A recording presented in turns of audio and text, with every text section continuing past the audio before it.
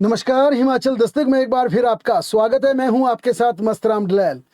पेश करते हैं हिमाचल प्रदेश की प्रमुख खबरें। मुख्यमंत्री सुखविंदर सिंह सुक्खू की अध्यक्षता में आज हिमाचल प्रदेश मंत्रिमंडल की बैठक में करीब 119 विभिन्न एजेंडों पर चर्चा हुई। वहीं कई महत्वपूर्ण प्रस्तावों पर मंत्रिमंडल ने अपनी स्वीकृति भी प्रदान कर दी। कैबिनेट मीटिंग में हिमाचल प्रदेश में विभिन्न विभागों में 7,500 पदों को भरने की स्वीकृति प्रदान की गई। राज्य के स्कूलों में 3,950 चौकीदार और मल्टीटास्क वर्कर रखने की अनुमति दी गई और इसमें कहा गया कि हिमाचल प्रदेश के हर स्कूल में एक चौकीदार और एक मल्टीटास्क वर्कर या स्वीपर की भर्ती की जाएगी। इसी तरह से शिक्षा विभाग में 250 जूनियर ऑफिस असिस्टेंट भर्ती करने की भी कैबिनेट ने स्वीकृति प्रदान की। इसके अलावा राज्य में 280 तकनीकी सहायक पदों पर भी भर्ती की जाएगी। खेल विभाग में 48 विभिन्न पदों पर भर्ती की जाएगी, जबकि 10 पद स्मॉल सेविंग में भरे जाएंगे। हिमाचल प्रदेश के पंचायत विभाग में 6 ऑडिटर पदों पर भर्ती की जाएगी, जबकि 20 मल्टीटास्क वर्कर्स इस विभाग में रखे जाएंगे। इसी तरह हिमाचल प्रदेश के नूरपुर जिला में इंस्पेक्टर से लेकर कांस्टेबल तथा विभिन्न श्रेणियों के पुलिस कर्मचारियों के व क्लैरिकल के कुल 100 विभिन्न पदों को भरने की भी नूरपुर डिस्ट्रिक्ट में कैबिनेट में अनुमति प्रदान की। आयुष विभाग ने 800 सहायक स्टाफ नर्सिस के पदों पर भर्ती करने का भी कैबिनेट ने महत्वपूर्ण फैसला लिया और साथ ही कहा कि हमीरपुर जिला के धनेटा में एम्स की तर्ज पर आयुर्वेदा संस्थान बनेगा। 12 साल का कार्यकाल पूरा कर चुके पार्ट टाइम चौकीदारों को दैनिक भोगी बनाने का भी मंत्रिमंडल की बैठक में फैसला लिया गया। इसके अलावा कैबिनेट मीटिंग के कई अहम फैसलों में आशा वर्कर व दूसरे तमाम उन कर्मचारियों के उन पैरा वर्कर्स के मानदेय बढ़ाने की स्वीकृति प्रदान की, जिसकी घोषणा मुख्यमंत्री ने अपनी बजट स्पीच में की थी। मंत्रिमंडल में आज 1,000 रुपये आशा वर्कर बढ़ाने की स्वीकृति दी गई और इसके तहत अब आशा वर्कर को 6,800 रुपये के करीब मासिक मानदेय दिया जाएगा और इन्हें 1 अप्रैल 2026 से एरियर के साथ ही उनके मानदेय में बढ़ोतरी की जाएगी।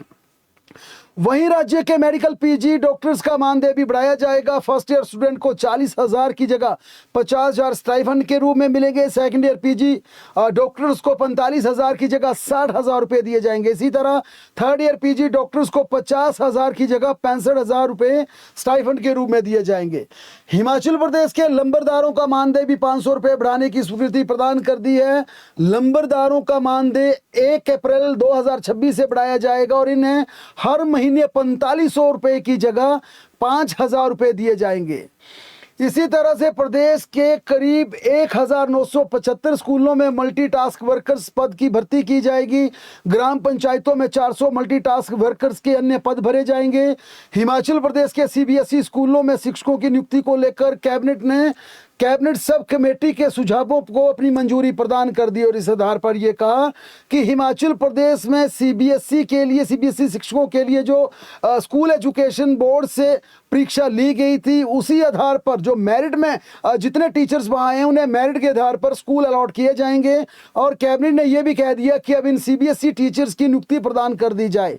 इसमें चर्चा के दौरान यह भी कहा गया कि जो रिटायरमेंट एज पर टीचर्स बैठे हैं और सीबीएसई नियुक्ति के चलते अगर उन्हें वहां से डिस्टर्ब होना पड़ता है तो फिर उन्हें दूसरे स्कूलों में चॉइस का स्टेशन दिया जाए, या जिनकी रिटायरमेंट के लिए बेहद कम समय बाकी रहता है उन्हें फिलहाल उसी स्कूल से रिटायर कर दिया जाए। यानी कि सीबीएसई की नियुक्ति को लेकर कैबिनेट सब कमेटी ने जो रिकमेंड किया था उसे पूरी तरह से स्वीकार करते हुए हिमाचल प्रदेश मंत्रिमंडल ने मान लिया, ताकि कम से कम जो नए टीचर सीबीएसई पैटर्न में आने हैं उनको भी डिस्टर्बेंस ना हो, मेरिट को उनको पूरा सम्मान मिले और साथ में जो पहले से टीचर्स वहां पर सेवाएं दे रहे हैं उनको भी विस्थापित ना होना पड़े, उनको डिस्टर्ब ना होना पड़े, उन्हें किसी प्रकार का मानसिक दबाव या तनाव ना झेलना पड़े।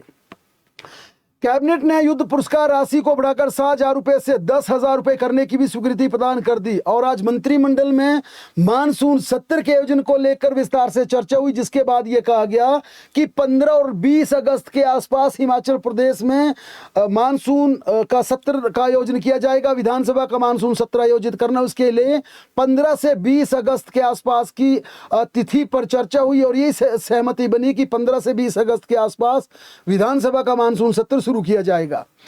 राज्य सरकार ने प्राकृतिक आपदा से निपटने के लिए पूरी तरह से डिस्ट्रिक्ट एडमिनिस्ट्रेशन को अलर्ट पर रख दिया और कह दिया कि इस पूरी बरसात में किसी प्रकार की बड़ी अप्रिय घटना ना हो, रास्ते बंद ना हो या फ्लैश फ्लड से कोई बड़ा नुकसान ना हो। इसके लिए एडमिनिस्ट्रेशन को 24 घंटे अलर्ट मोड पर रहना होगा। हिमाचल प्रदेश मंत्रिमंडल ने आज सेब तथा अन्य फसलों पर पहले से दिया जा रहा समर्थन मूल्य इस वर्ष भी यथावत लागू रखने का फैसला लिया गया। यानी जो पिछले साल MIS निर्धारित किया गया था वही समर्थन मूल्य इस बार भी तमाम फसलों पर जो राज्य सरकार हिमाचल प्रदेश में दे रही है, चाहे वो सेब हो, आम हो, नींबू हो, जो भी प्रजातियों पर यहाँ पर समर्थन मूल्य दिया जा रहा है वो इस वर्ष के लिए भी अगले 1 साल तक यथावत लागू रहेगा। हिमाचल प्रदेश में पुलिस भर्ती के लिए आयु सीमा में कैबिनेट ने 1 साल की छूट देने का फैसला लिया। बार बार इस चीज़ को लेकर कैंडिडेट्स डिमांड कर रहे थे कि हिमाचल प्रदेश की सरकार पुलिस भर्ती को लगातार डिले कर रही है। राज्य चयन आयोग के बाद यह जिस प्रकार के हिमाचल प्रदेश में भर्तियों के स्कैम हुए, लगातार हिमाचल प्रदेश में पुलिस भर्ती डिले हुई। इसके चलते कई ऐसे एप्लीकेंट्स से, कई ऐसे अभ्यर्थी हैं जो ओवरेज हो चुके हैं, वे लगातार सरकार से मांग कर रहे थे कि उन्हें आयु सीमा में छूट दी जाए। लेकिन गहन चर्चा के बाद आज हिमाचल प्रदेश मंत्रिमंडल ने निर्णय लिया कि फिलहाल ऐसे एप्लीकेंट जिनकी एज ध्यान में रखी गई है, जिनकी डिले भर्ती हुई है, जो पिछली पुलिस भर्तियों में हिस्सा ना ले पाए हैं, उनके लिए 1 साल की छूट दी जाएगी। यानी जो सब्सक्राइब की गई है, जो निर्धारित आयु सीमा रखी गई है, अब उसे 1 साल उसमें छूट देने की मंजूरी मंत्रिमंडल ने बैठे कर दिया। इसी तरह राजीव गांधी स्वरोजगार स्टार्टअप योजना में आयु सीमा पहले अधिकतम 45 साल निर्धारित की गई थी, जिसे अब बढ़ाकर 50 साल कर दिया गया। यानी अब हिमाचल प्रदेश में किसी बेरोजगार को अगर अपनी गाड़ी राज्य सरकार को किराए पर लगानी है और जो राज्य सरकार की ये पॉलिसी इस दायरे में आना है, तो 50 साल तक की आयु सीमा वाले तमाम एप्लीकेंट्स इसके लिए आवेदन कर सकते हैं। आज हिमाचल प्रदेश मंत्रिमंडल की बैठक में रोड सेफ्टी पॉलिसी को भी मंजूरी प्रदान की गई। इसके अलावा मछुआरों के लिए सरकार ने एक बार फिर अपनी कैबिनेट में स्वीकृति प्रदान करते हुए कहा कि नौका खरीदने पर 70% सब्सिडी दी जाएगी, जबकि नेट्स की खरीद के लिए 90% का अनुदान दिया जाएगा। इसी प्रकार बरसात के दौरान मछली व्यवसाय प्रभावित रहने पर उन मछुआरों को सरकार 1500 रुपये प्रति माह राहत राशि प्रदान करेगी, जिनका 2 से 3 महीने इस बरसात के सीजन में काम प्रभावित होता, जो घर पर बैठते हैं, उन्हें प्रति माह 3500 रुपये प्रति मछुआरा दिए जाएंगे। प्रदेश कांग्रेस सेवा दल का राज्य अधिवेशन 22 जुलाई को आयोजित किया जाएगा। राजीव भवन में अधिवेशन रखा गया, जिसमें मुख्यमंत्री सुखविंदर सिंह सुक्खू भी मौजूद रहेंगे। राज्य सरकार ने प्रदेश में भांग की खेती को अनुमति प्रदान कर दी है। राज्य कर एवं आबकारी विभाग ने इस संदर्भ में एक नई अधिसूचना जारी कर औषधीय, वैज्ञानिक और औद्योगिक उद्देश्यों के लिए भांग की खेती को कानूनी रूप से मंजूरी प्रदान कर दी। इसकी पैदावार खुले में नहीं की जाएगी, यानी कि आप खुले खेतों में भांग की पैदावार नहीं कर पाएंगे। जो पॉलिसी नोटिफाई हुई है, इसे आपको पॉली हाउस या फिर ग्रीन हाउस में उगाना होगा और इसका लाइसेंस प्रदान करने के लिए, इसका लाइसेंस लेने के लिए 5 लाख रुपए की बैंक गारंटी सरकार को देनी होगी। विनिर्माण इकाइयों के वार्षिक टर्नओवर पर 3% का राज्य उपकर लगाया जाएगा। इसमें 2% दूध उपकर पशुपालन विभाग और 1% पर्यावरण उपकरण, पर्यावरण विज्ञान, प्रौद्योगिकी और जलवायु परिवर्तन विभाग को दिया जाएगा। हिमाचल प्रदेश हाई कोर्ट ने महिला सशक्तिकरण और सामाजिक न्याय की दिशा में एक बेहद संवेदनशील ऐतिहासिक फैसला सुनाया। प्रदेश की अदालत ने स्पष्ट किया कि पहली पत्नी की मौजूदगी में किया गया दूसरा विवाह कानूनन भले ही अमान्य हो, लेकिन उसे अनैतिक करार नहीं दिया जा सकता, उसे अनैतिक नहीं ठहराया जा सकता। अतः एक आदर्श और संवेदनशील नियोक्ता होने के नाते सरकार वित्तीय रूप से कमजोर और आश्रित दूसरी पत्नी को पारिवारिक पेंशन के लाभ से वंचित नहीं कर सकती। ये आदेश मुख्य न्यायाधीश GS अंदवालिया और न्यायाधीश विपिन चंद्र नेगी की खंडपीठ ने हिमाचल प्रदेश सरकार द्वारा दायर राज्य सरकार की अपील को खारिज करते हुए सुनाया। जल शक्ति विभाग ने प्रदेश में मीटर रीडिंग के हिसाब से बिल देने का फैसला लिया है। इसके लिए विभाग ने योजना तैयार कर ली है और कर्मचारियों को भी मीटर रीडिंग के आधार पर बिल जारी करने के निर्देश दिए। अभी तक एवरेज बिल जारी किए जाते थे, इससे जल शक्ति विभाग का राजस्व भी राजस्व को चूना लग रहा था और कई हिमाचल प्रदेश के ऐसे लोगों को भी इसमें चपत लग रही थी जिनका लमसम, जिसका पानी का बिल जिन्हें दिया जा रहा था। लिहाजा अब यह तय किया गया कि जितनी बिल की रीडिंग होगी यानी बिजली बिलों की तर्ज पर पानी का बिल दिया जाएगा और इसके बाद अब बिल में किसी प्रकार की गड़बड़ी नहीं होगी। साथ में यह भी स्पष्ट कर दिया कि सोलन नगर निगम क्षेत्र में इसकी शुरुआत की जा रही है और ये प्रदेश के दूसरे इलाकों में भी जल्द ये व्यवस्था शुरू कर दी जाएगी। देश की राजधानी दिल्ली में चल रहे आंदोलन के समर्थन में आज हिमाचल प्रदेश के कई जिलों में भी छात्र, युवा और सामाजिक संगठनों ने धरना प्रदर्शन किया। पर्यावरणविद एवं सामाजिक कार्यकर्ता सोनम वांगचुक के समर्थन में शिमला, सोलन, कुल्लू सहित विभिन्न स्थानों पर रैलियां और धरने आयोजित किए गए। प्रदर्शनकारियों ने सोनम वांगचुक की रिहाई, केंद्रीय शिक्षा मंत्री धर्मेंद्र प्रधान के इस्तीफे, शिक्षा व्यवस्था में पारदर्शिता, पेपर लीक मामलों की निष्पक्ष जांच और एनटीए को रद्द करने की मांग की। इन मांगों को पूरा न होने पर आंदोलन को और उग्र करने की भी हिमाचल प्रदेश के कई संगठनों ने चेतावनी दी। उधर कॉकरोच जनता पार्टी और सामाजिक कार्यकर्ताओं ने सोनम वांगचुक की अपील पर आयोजित संसद मार्च में आज उग्र रूप धारण कर लिया और दिल्ली में जबरदस्त धरना प्रदर्शन हुआ और इसमें भारी संख्या में प्रदर्शनकारी उमड़े। विजिलेंस ब्यूरो देरा विधानसभा क्षेत्र के पूर्व विधायक होशियार सिंह के खिलाफ सरकारी धन के कथित दुरुपयोग के मामले में एफआईआर दर्ज की है।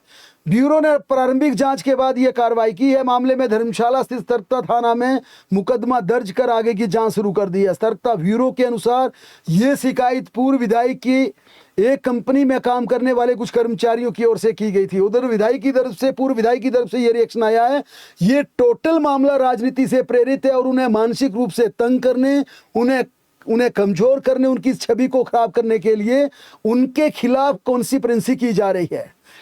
चंबा जिला में तैनात एक पुलिस कांस्टेबल को शिमला पुलिस ने गिरफ्तार कर लिया। आरोपित पर कोर्ट की ओर से जारी गैर जमानती वारंट की तामील नहीं करने का आरोप है। ऐसे में शिमला पुलिस ने चंबा बाजार से आरोपित को गिरफ्तार कर कोर्ट के समक्ष पेश किया।